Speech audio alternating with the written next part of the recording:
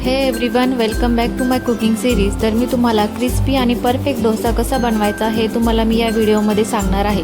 तर व्हिडिओ तुम्ही शेवटपर्यंत नक्की बघा, कारण की मी मध्ये मध्ये भरपूर अशा टिप्स सांगणार आहे जेणेकरून त्या तुमच्याकडून स्किप झाल्या आणि नंतर तुम्ही मला म्हणू नका की डोसा तुझ्यासारखा झाला नाही किंवा क्रिस्पी झाला नाही। तर व्हिडिओ हा शेवटपर्यंत नक्की बघा।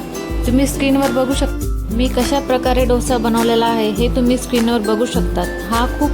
हा प्लेन डोसा आहे, तो खूप क्रिस्पी आणि तुम्ही स्क्रीनवर बघू शकता पूर्णपणे हा पातळ बनवलेला आहे आणि खूप छान क्रिस्पी झालेला आहे। हा तुम्ही लहान मुलाला देऊ शकतात खायला, आणि ज्यांना मसाला डोसा आवडतो किंवा पिझ्झा डोसा आवडतो ते सुद्धा मी तुम्हाला दाखवलेले आहे स्क्रीनवर। व्हिडिओ पूर्णपणे बघा, त्यात तुम्हाला सगळ्या गोष्टी समजून जातील। तर आपल्याला सगळ्यात आधी जो काही आपला तवा आहे, तवा हा आपला नॉनस्टिक असो किंवा कुठलाही असो, फक्त त्याला आपण छान 2-3 प्रकारे ग्रीस करायचं। ग्रीस करताना सगळ्यात आधी आपल्याला गॅस चालू करायचा आणि मीडियम फ्लेम ठेवायचं। त्याच्यानंतर आपल्याला त्याला तेल लावायचं। तेल लावल्यानंतर त्याच्यावर आपल्याला पाणी शिपडायचं आहे। पाणी शिपडल्यानंतर आपल्याला ना ते रुमालाच्या साह्याने पूर्णपणे हे पाणी पुसून घ्यायचं आहे आणि गॅसची फ्लेम ही आपल्याला मीडियमच ठेवायची आहे। आता मीडियम झाल्यानंतर तुम्ही माझं बॅटर बघा, मी कशा प्रकारे बॅटर बनवले आहे आणि त्याची कन्सिस्टन्सी कशी आहे बघा। जास्त आपल्याला ते पातळ पण नाही करायचं, जास्त घट्ट पण नाही करायचं। तर करायचं काय, हे सगळं 2-3 वेळा प्रोसेस झाल्यानंतर 1 चम्मच आपल्याला बॅटर टाकायचं आहे आणि हळूहळू असं गोल आपल्याला क्लॉकवाईज फिरवायचं आहे। हे सगळं फिरवल्यानंतर याला आपल्याला वरतून साजूक तूप लावायचं आहे। तुम्ही तुपाच्या ऐवजी बटरचा सुद्धा वापर करू शकता। त्याच्यानंतर याच्यावर आपल्याला पिझ्झा सॉस टाकायचा आहे। मी इथे पिझ्झा डोसा बनवत आहे, तर त्याची रेसिपीसुद्धा मी तुम्हाला सांगत आहे। त्याच्यानंतर एकदम बारीक चॉप केलेला आपल्याला कांदा, कॅप्सिकम आणि टोमॅटो एकदम बारीक चॉप केलेले याच्यावर टाकायचं आहे। तुमच्याकडे जर वेगवेगळ्या प्रकारच्या व्हेजिटेबल्स असेल, जसं की कॉर्न, गाजर, अशा भरपूर तुम्ही काही त्याच्यावरती व्हेजिटेबल्स टाकू शकता, किंवा पनीरसुद्धा तुम्ही असं ग्रेड करून त्याच्यावरती टाकू शकतात। पनीरने पण खूप छान टेस्ट येते। त्याच्यानंतर आपल्याला याच्यावरती झाकण ठेवायचं आहे। थोडंसं 1 ते 2 मिनटं याला स्टीम करायचं आहे, जेणेकरून आपण जे काही व्हेजिटेबल्स टाकलेले आहे ते पूर्णपणे स्टीम होईल आणि शिजल्या जातील।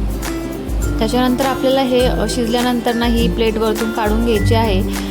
इथे मी माझा गॅस फुल केलेला आहे। आता इथे आपल्याला गॅस फुल करायचा आहे आणि तवा असा आपल्याला फिरवत राहायचा, जेणेकरून आपल्या चारही बाजूकडून डोसा हा छान प्रकारे लाल लाल होईल आणि तो सगळीकडून परफेक्ट होऊन जाईल। त्याच्यानंतर हे सगळं झाल्यानंतर ना प्लेट काढायची आणि बघायचं आपले व्हेजिटेबल्स व्यवस्थित शिजल्या गेलेले आहे की नाही। तर तुम्ही इथे बघू शकता व्हेजिटेबल आपले व्यवस्थित शिजलेले आहे आणि डोसासुद्धा आपल्या चारही बाजूकडून चांगला फ्राय झालेला आहे। त्याच्यानंतर आपल्याला हे डोसा काढून घ्यायचा आहे। तुम्ही बघू शकता स्क्रीनवर मी कशा प्रकारे डोसा केलेला आहे। हा अजिबात चिटकणार नाही, याची मी तुम्हाला पूर्णपणे गॅरंटी देते। आता नंतर आपण एक प्लेन डोसा बनवूया। त्याच्यासाठी सेम तीच प्रोसेस फॉलो करायची आहे। आपल्याला गरम गरम तव्यावरती बॅटर टाकायचं नाही, त्याच्यावर थोडं पाणी टाकायचं आणि मीडियम गॅसवर आपल्याला बॅटर टाकून पूर्णपणे हे तवा अँटी क्लॉकवाईज फिरवायचा आहे। बॅटरला अँटी क्लॉकवाईज फिरवायचं आहे गोल शेपमध्ये। जर तुमच्याकडून गोल शेप होत नसेल काही हरकत नाही, पण डोसा आपल्याला पातळ करण्यासाठी हे जशा लेअरिंग तुम्हाला दिसत आहे, मी अशा लेअरिंग गोल गोल फिरवल्या तशा त्या लेअरिंग झाल्या पाहिजे।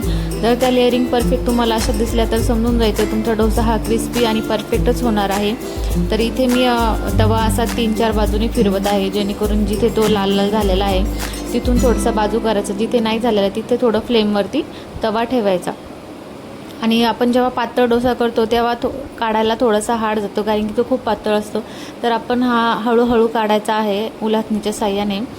तर स्क्रीनवर बघा तुम्ही, मी तुम्हाला दोन्ही डोसे दाखवणार आहे। एक जो काही मी प्लेन केलेला आहे तो आहे, हा खूप छान क्रिस्पी होतो। याला तुम्ही दिवसभर जरी असं ठेवलं ना बाहेर तर हा क्रिस्पीच राहील। पण आपण जो काही मसाला डोसा करतो तो आपण पटकन गरम गरम खाल्ला पाहिजे, कारण की तो नंतर नरम पडायला लागतो।